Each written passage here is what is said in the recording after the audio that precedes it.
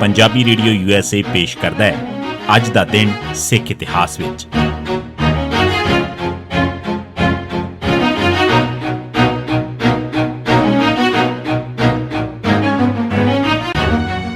ਸਿੱਖ ਇਤਿਹਾਸ ਦੀਆਂ ਘਟਨਾਵਾਂ 'ਚ 6 ਮਾਰਚ ਦਾ ਦਿਨ 1986 ਖਾੜਕੂਆਂ ਨੇ ਕਪੂਰਥਲਾ ਦੇ DSP ਉੱਤੇ ਗੋਲੀਆਂ ਚਲਾਈਆਂ। 6 ਮਾਰਚ 1986 ਨੂੰ ਕਪੂਰਥਲੇ 'ਚ DSP ਜਰਨੈਲ ਸਿੰਘ ਬਰਾੜ, ਜਿਸ ਨੇ ਸਿੱਖਾਂ ਉੱਤੇ ਬੇਪਨਾਹ ਤਸ਼ੱਦਦ ਕੀਤਾ ਸੀ, ਉੱਤੇ ਖਾੜਕੂਆਂ ਨੇ ਹਮਲਾ ਕੀਤਾ।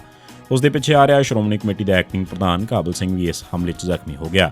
ਇਸ ਹਮਲੇ 'ਚ DSP ਜਰਨੈਲ ਸਿੰਘ ਤਾਂ ਬਚ ਗਿਆ, ਪਰ 7 ਬੰਦੇ ਮਾਰੇ ਗਏ ਤੇ 14 ਜ਼ਖਮੀ ਹੋਏ। 1988 ਸਿਮਰਨਜੀਤ ਸਿੰਘ ਮਾਨ ਨੂੰ ਰਾਜ ਸਭਾ ਵਾਸਤੇ ਚੁਣੇ ਜਾਣ ਤੋਂ ਰੋਕਣ ਵਾਸਤੇ ਚੋਣਾਂ ਤੋਂ ਕੁਝ ਦਿਨ ਪਹਿਲਾਂ ਹੀ ਪੰਜਾਬ ਅਸੈਂਬਲੀ ਤੋੜ ਦਿੱਤੀ ਗਈ। ਮਾਰਚ 1988 'ਚ ਸਰਕਾਰ ਨੇ ਜਸਬੀਰ ਸਿੰਘ ਰੋਡੇ ਵਾਲਾ ਹਥਿਆਰ ਵਰਤਿਆ ਤੇ ਜ਼ਬਰ ਦੀ ਨੀਤੀ ਵੀ ਜਾਰੀ ਰੱਖੀ। ਹੋਰ ਤਾਂ ਹੋਰ 6 ਮਾਰਚ ਨੂੰ ਪੰਜਾਬ ਅਸੈਂਬਲੀ ਵੀ ਤੋੜ ਦਿੱਤੀ ਗਈ। ਇਸ ਦਾ ਮਤਲਬ ਸਿਮਰਨਜੀਤ ਸਿੰਘ ਮਾਨ ਨੂੰ ਰਾਜ ਸਭਾ 'ਚ ਚੁਣੇ ਜਾਣ ਤੋਂ ਰੋਕਣਾ ਸੀ। ਦਰਅਸਲ ਜਸਬੀਰ ਸਿੰਘ ਰੋਡੇ ਵੀ ਇਹ ਨਹੀਂ ਸੀ ਚਾਹੁੰਦਾ ਕਿ ਸਿਮਰਨਜੀਤ ਸਿੰਘ ਮਾਨ ਚੁਣਿਆ ਜਾਵੇ ਜਾਂ ਉਸ ਨੂੰ ਰਿਹਾ ਕੀਤਾ ਜਾਵੇ। ਇੱਕ ਅਖਬਾਰ ਨਵੀਸ ਨਾਲ ਗੱਲਬਾਤ ਕਰਦਿਆਂ ਜਸਬੀਰ ਸਿੰਘ ਨੇ ਆਖਿਆ ਸੀ ਕਿ ਸਰਕਾਰ ਮਾਨ ਨੂੰ ਰਿਹਾ ਨਹੀਂ ਕਰੇਗੀ। ਦਰਅਸਲ ਰੋਡੇ ਚਾਹੁੰਦੇ ਸੀ ਕਿ ਮਾਨ ਰਿਹਾ ਨਾ ਹੋਵੇ, ਵਰਨਾ ਮਾਨ ਨੇ ਜਸਬੀਰ ਸਿੰਘ ਤੇ ਸਰਕਾਰ ਵਿਚਕਾਰ ਸੌਦੇਬਾਜ਼ੀ ਨਹੀਂ ਸੀ ਹੋਣ ਦੇਣੀ। ਮਗਰੋਂ 15 ਮਾਰਚ ਨੂੰ ਰਾਜ ਸਭਾ 'ਚ ਪੰਜਾਬ 'ਚ 3 ਸਾਲ ਵਾਸਤੇ ਐਮਰਜੈਂਸੀ ਲਾਉਣ ਬਾਰੇ ਬਿੱਲ ਪਾਸ ਕੀਤਾ ਗਿਆ।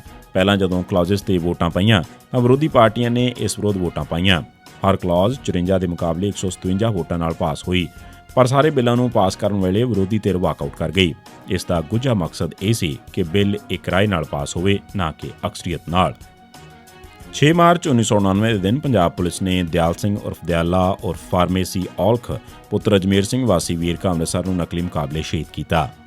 6 ਮਾਰਚ 1991 ਦੇ ਦਿਨ ਪੰਜਾਬ ਪੁਲਿਸ ਨੇ ਸਲਵਿੰਦਰ ਸਿੰਘ ਛਿੰਦਾ ਤੇ ਬਲਜੀਤ ਸਿੰਘ ਦੋਵੇਂ ਵਾਸੀ ਹਰਸ਼ਾ ਚੀਨਾ ਅੰਮ੍ਰਿਤਸਰ, ਸ਼ਮਸ਼ੇਰ ਸਿੰਘ ਵਾਸੀ ਖੱਬੇ ਰਾਜਪੂਤਾਂ ਨੂੰ ਨਕਲੀ ਮੁਕਾਬਲੇ ਸ਼ਹੀਦ ਕੀਤਾ।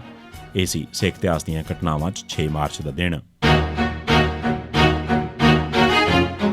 ਸਿੱਖ